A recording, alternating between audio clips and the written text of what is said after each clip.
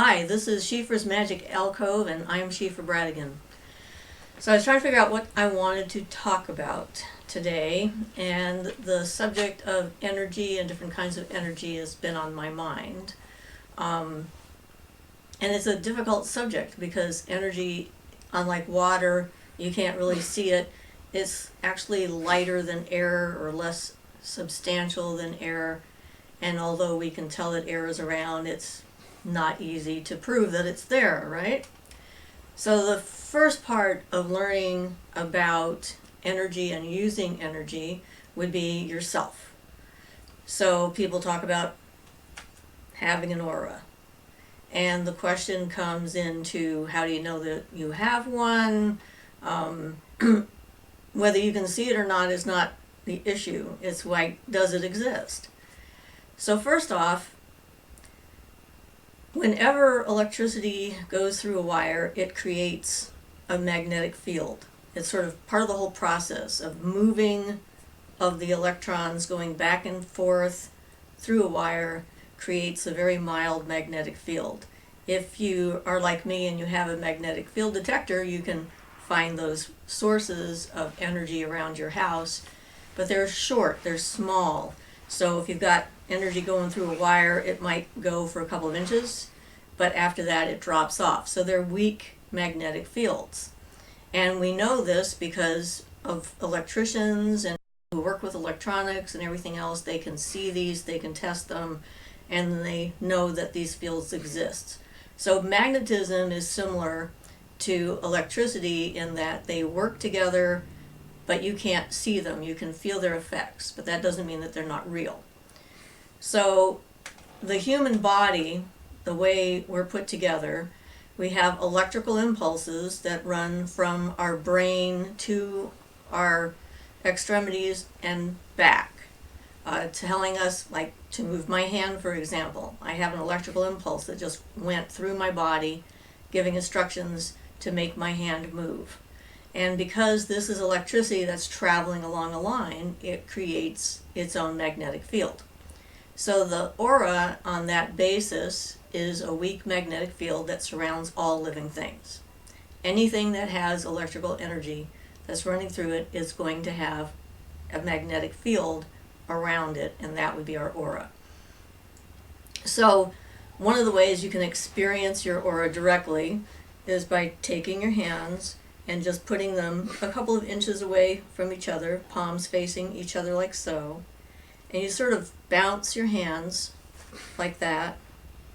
You do that a few times and you'll start to feel a resistance between your hands. It'll feel like the air there has gotten a little thicker somehow and a little bit charged, sort of hard to describe. So you do that for a few minutes until you feel that pushback. And that's the two magnetic fields, one from each hand, interacting with one another and increasing the strength and intensity of the field so that you can actually feel your own aura.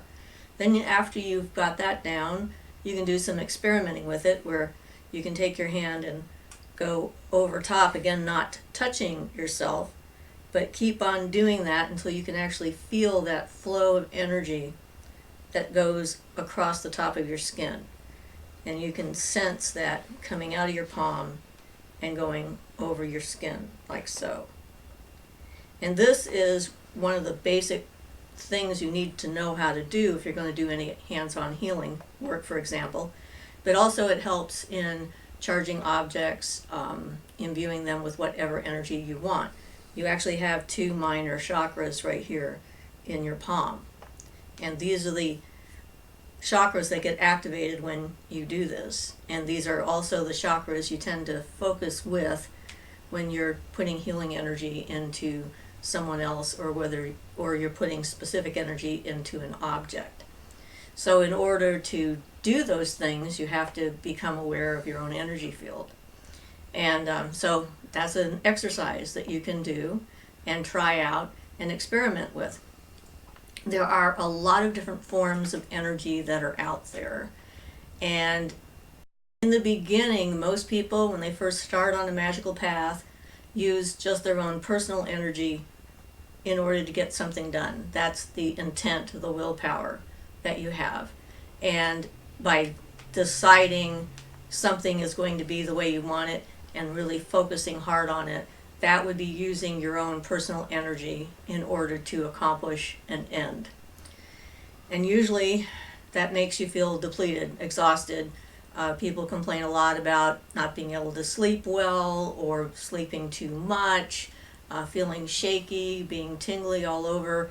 And these are all symptoms of depleting your own life force, as it were, while you're trying to do something. And in order to get that energy back, you have to replenish that life source. So eating something that's going to have a lot of protein in it, that your body's going to be able to use to break down and make energy out of to keep your body going, is usually the cure for that. That kind of approach to magic only lasts for a certain length of time. It's not really sustainable if you want to go farther into exploring what this is all about. People can go pretty far with it, but it limits your options.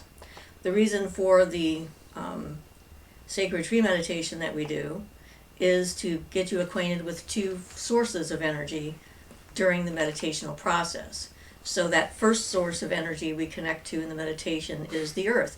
The earth is a giant living being composed of lots of other living beings, us included, and it has its own magnetic field or aura that's around it, and it has its own source of energy.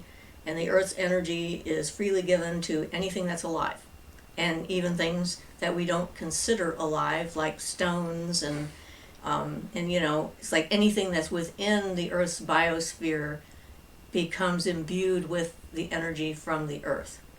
And so connecting to the earth, making those roots going down into the ground, is the way for us to visually connect and then energetically connect with that energy that's around us all the time, that part of the biosphere, that part of the earth energy itself.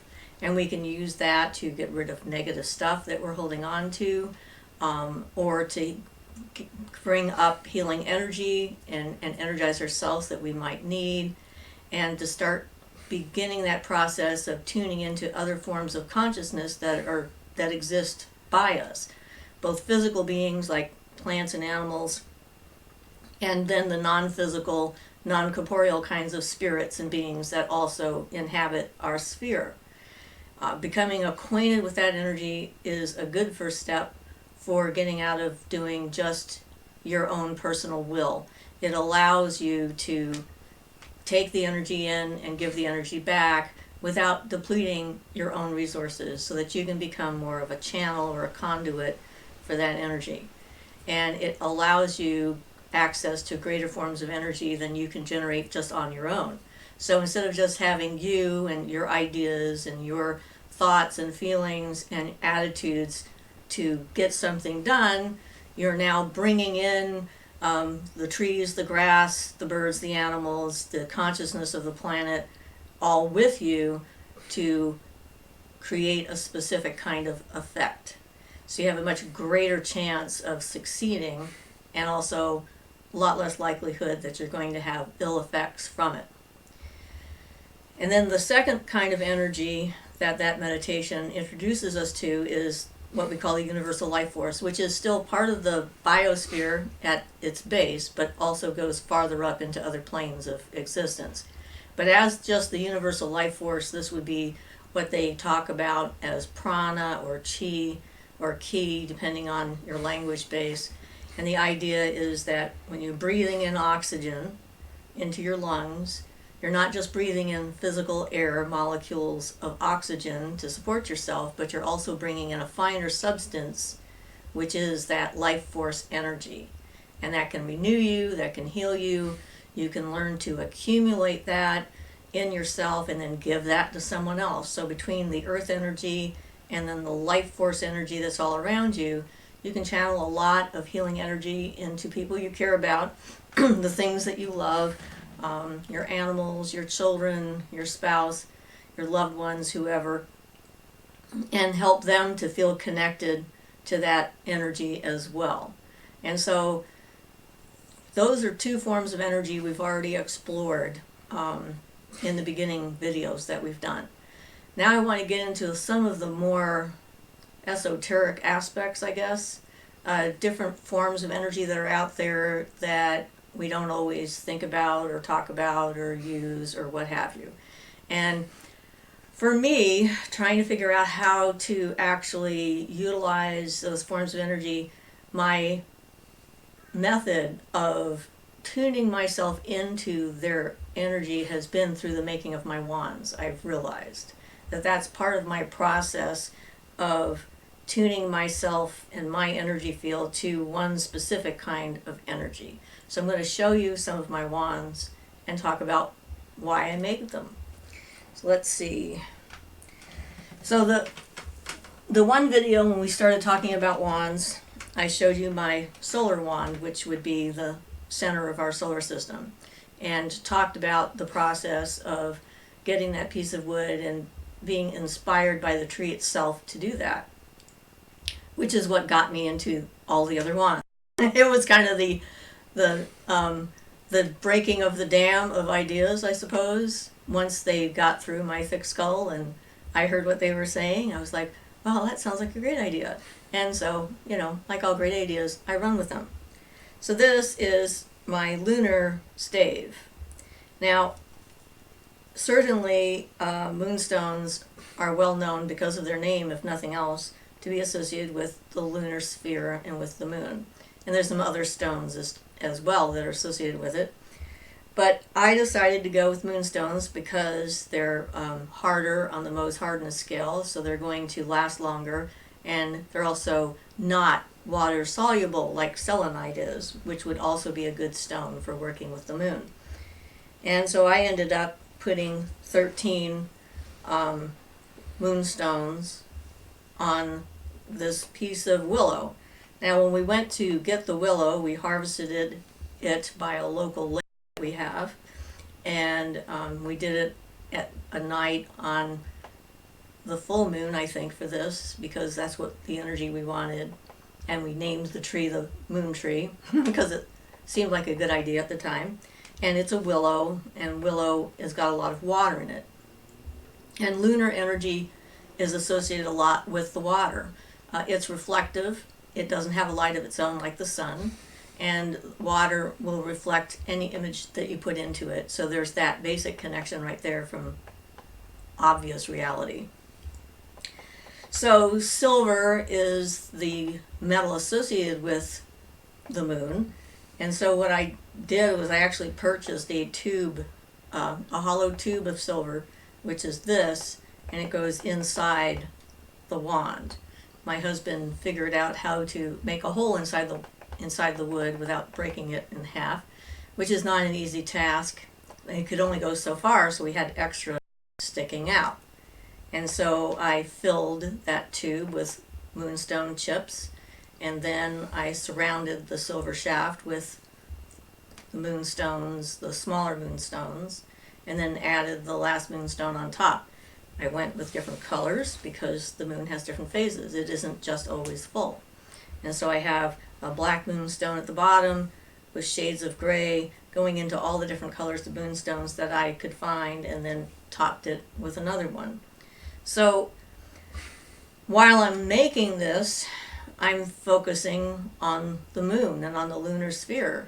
So that helps me to make that connection with that energy. And it's not just like watching the moon, seeing the moonlight. I've done a lot of that kind of stuff where in the beginning, where I would sit in a bath and then have the moonlight in the water with me and sing to the moon. And you know, those are all different methods of sort of adapting your energy field so that you're comfortable with that energy. And that's the thing, all these different forms of energy are slightly different, and if you're in the wrong frame of mind to work with them, you can have a backlash to that. So if I was feeling extremely solar right now and I started picking up my lunar stave to work with the moon without changing my state of awareness and my energy, then I would have a negative reaction to my tool.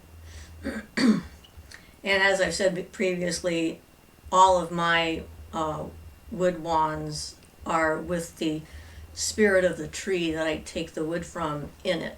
So I'm working with a being when I work with my wands. Now, not everyone's going to do that or want to do that, but this seems to be the path for me.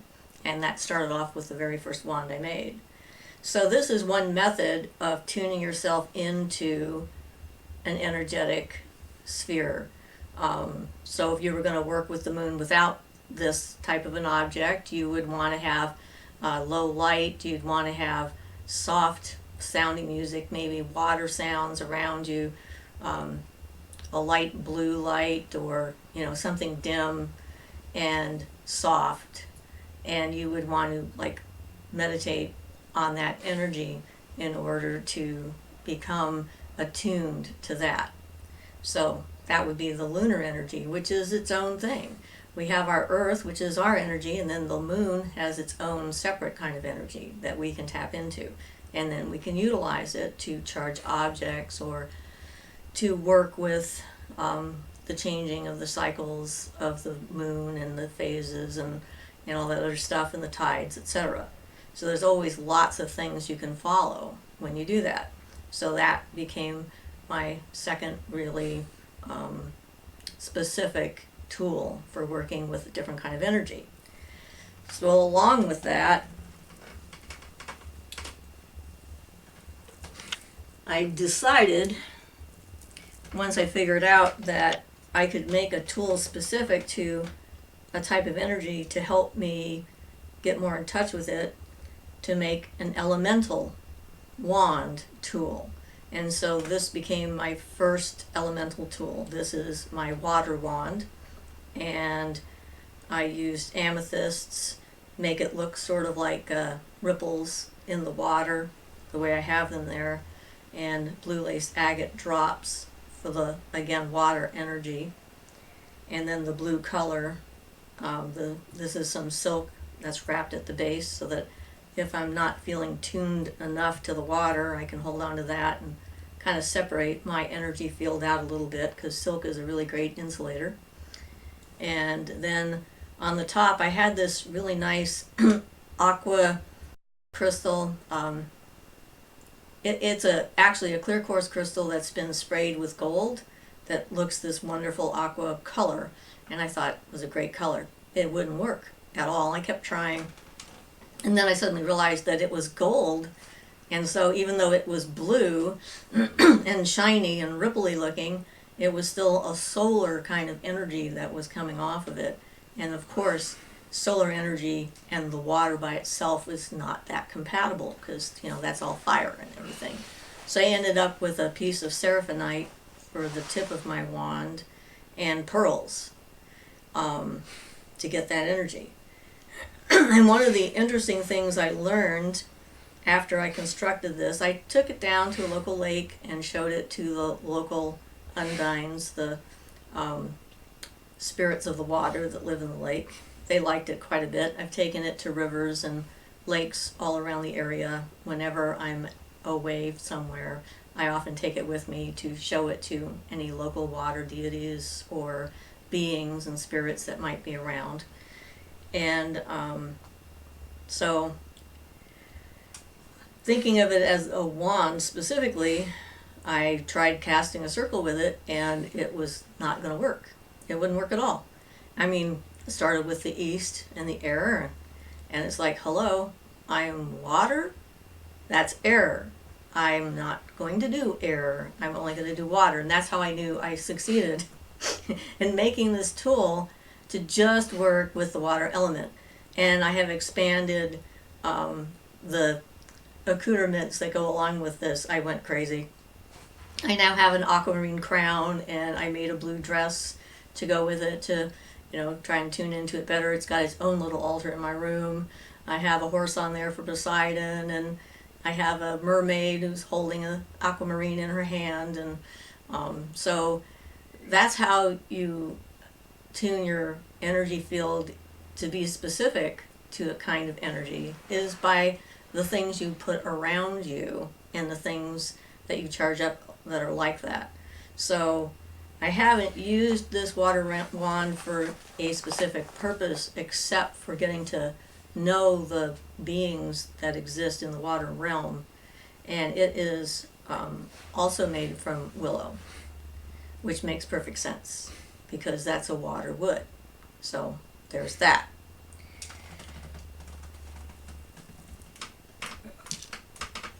So let's see. Then the next one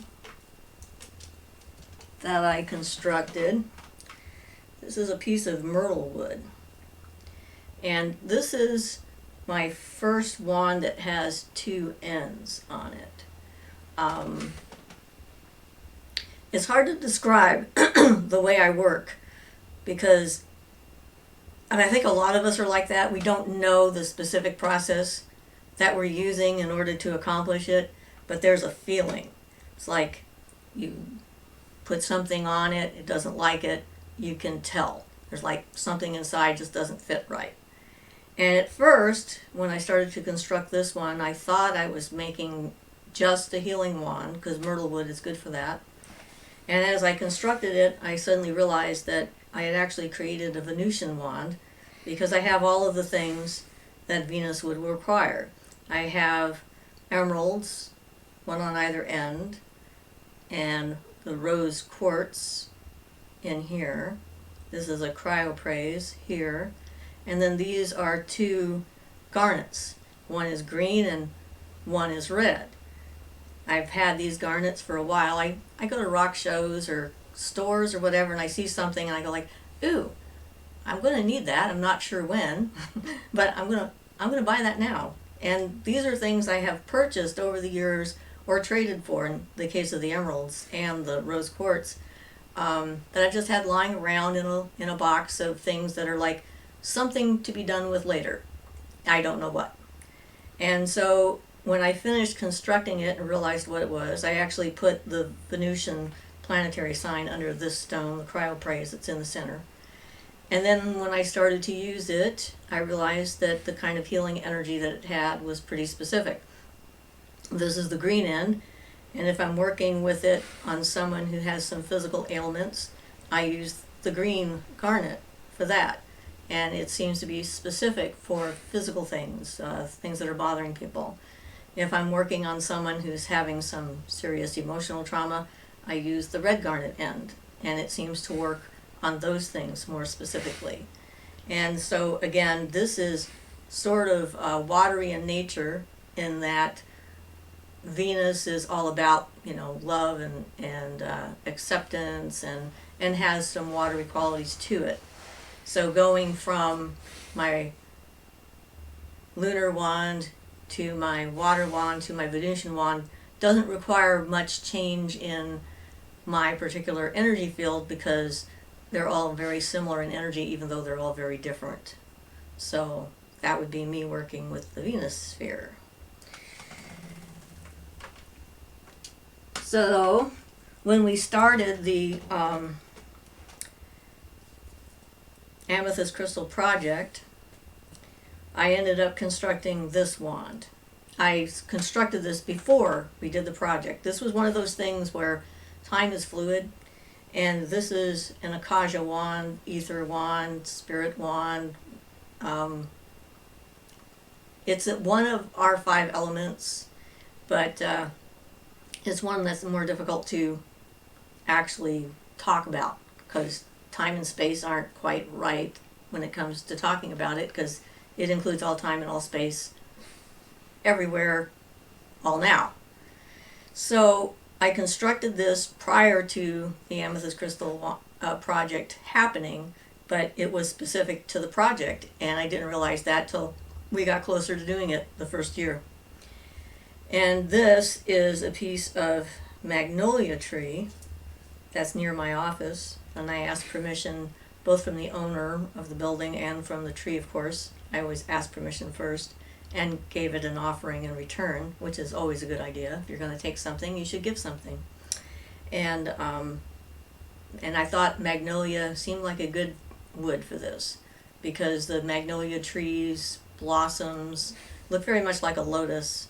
And so for me, that was the association, that lotus blossom kind of thing. And this was a large crystal that I had lying around again for a period of time that I put on the top.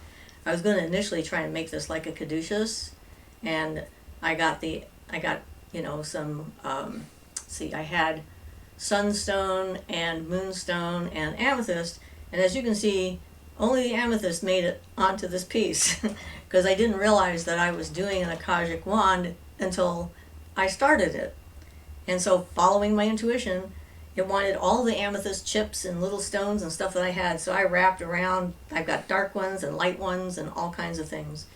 And so this has become what I use when we do that once a month, to charge up the amethyst batteries. And amethyst stone by itself is a good one for the akasha because of it's a dark purple color and because of the energy that it has. So again, this is a different kind of energy, but it's also, and it is an element, but it's an element that's more difficult for most people to work with. And this helps me sort of get back in the right frame of mind, because within this element you can kind of see patterns in your past and intuit patterns in your future, and have more of an effect. The idea of affecting things on the akasha is that you can affect them through time and space, so you have ripples going backward in time, which is what this wand was when I started making it, was a ripple from the doing of the amethyst crystal project. And then you have ripples going forward in time, which is the project itself in this case. And again, these are all different kinds of energy, so becoming familiar with them is a good thing when you feel ready. So from that, I was having a lot of trouble with Mercury. Well, not really a lot of trouble, but I decided that Mercury retrograde happens 3 times a year. It'd be a good idea for me to have something maybe I could use to tune myself in better with that. And to pick this up, I have to change my energy field a little bit, because this is a lot more active, where the akasha is way passive and sort of more universal. This is more pinpoint and sharp, energetically speaking. And I ended up getting a piece of eucalyptus wood because of the fragrance that comes through it, which is my association. It seemed like a good wood for Mercury, and I don't know if that's accurate to anyone else or not, maybe just for me. And then this is just covered with opals. So I worked on it on a Wednesday. I did all of my blessings on it on Wednesday. I put my stones on it on a Wednesday to try and keep that Mercury connection. And it feels completely different than any of the other wands. If you were here in person, you'd be able to pick one up and go like, whoa, okay, that's not the same as that other one. That's very different. Not just a different look. You see all those nice little opals we have there. And we got fire opals and honey opals, and then a nice little crystal on the top and another opal on there. And so when Mercury is in retrograde, I take this out and keep it close to hand. So if we need to sort of work through something that's going on, we have this energy with us to help us to adapt and hopefully control some of the chaotic energy that comes around when Mercury is in retrograde. But again, completely different kind of energy than anything else we've talked about. So, and Mercury being sort of an airy kind of a planet, I was inspired near the same time to make this air wand. So this is my air wand. So this is my 3rd, I guess, elemental wand. I still have 2 yet to make. I'm getting started on the fire one. And this is kyanite. The energy of the kyanite, to me, the first time I held it was like all elevated type of air. I don't know how to describe it. It's not like just regular air, but like more refined air than I was used to. And kyanite and I have gotten along quite well because of that. And that's a piece of kyanite there. And this is cherry wood that I got from a local tree. And again, ask permission, give an offering. I think I gave it some kyanite down near its base for this. Not too close so the tree doesn't get harmed by the offering. You don't want to put crystals right inside of the crook of a tree or in the roots of a tree, because then it has to like grow around that and it can cause it some issues. But if you're putting it far enough away, I think that's fine. But again, this is air is subtle, not as subtle as the akasha is subtle, but it's still pretty subtle, and it helps.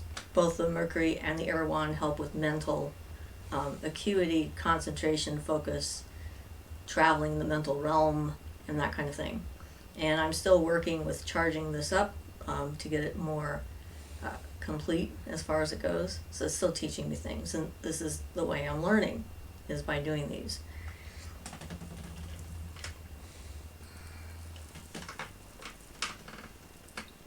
So my most recent wand is my Mars wand, and Mars energy is about the opposite to the Venusian energy, more similar to solar than it is lunar as far as that goes. So it's definitely sharper, kind of like Mercury is sharper. And I again had collected all kinds of different stones over the years that have rubies in them. These are all different types of ruby matrix stones that are there. And I have a larger one of these that I'm using to charge up with the Mercury, with the Mars energy. So if I needed to take it with me without the wand, I can do that.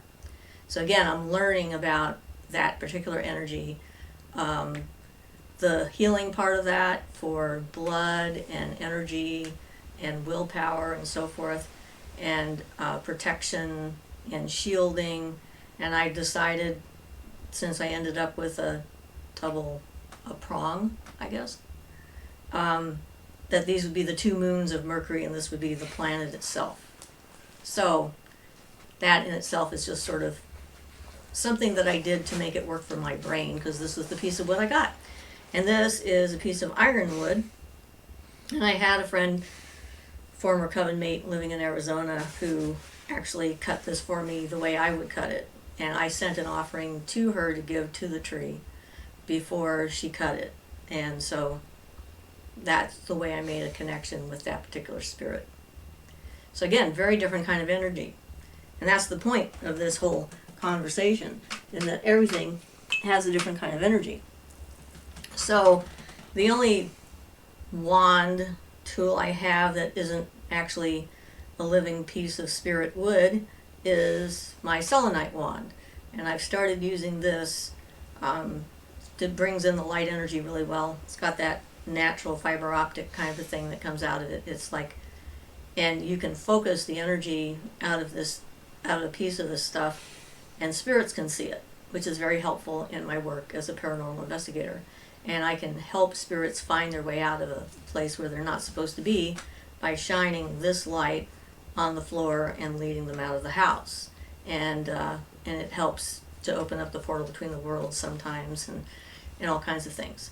But again, this is a different kind of energy. And this is similar to that first kind that we were talking about, the life force, universal light energy. And this is kind of like that energy solidified, in my opinion. So it works really well, and we use that here a lot. So that's some of the different kinds of energy. And people that are into crystals and rocks and things are going to have some idea of these things to start with. I created a little crown here to help myself in certain meditations that's got kyanite and selenite on it all the way around, so it like fits on my head and sits on my third eye and helps activate that chakra. And so that's an assist for me to get into a better place. And then I made these two bracelets here that I use a lot when I go out. I have this is black spinel, which helps to keep negative things from coming into my aura. And this is green kyanite, which helps to bring positive things coming into my aura, so I don't get so overwhelmed by other people's feelings when I go out in public, when there's a lot of people and strangers and stuff like that I don't know. And that's the thing, is like the more you are aware of different kinds of energy, the more different kinds of energy you become aware of. It kind of works that way. So the other thing about yourself is that you don't have just the physical body. You've got your physical body that you can see, touch, you know that that's there. And then you have a more subtle bodies. You have an astral body, which is where your feelings are housed. And then you have a mental body, which is where your thoughts and such is more defined than the astral body. And people who want to travel through the different realms have to become acquainted with the different bodies. And again, that's a different form of energy. So the more you explore and practice different kinds of energy, the better off you'll be. So I think I'm about ready to finish up here. And that's probably enough information thrown at you all at once. I really appreciate questions that you might have, so we can delve into a specific part of this more completely and just do one subject at a time, but I wanted to give you an overview. So this is Siofra's Magic Alcove, and I'm Siofra Bradigan. Blessed be.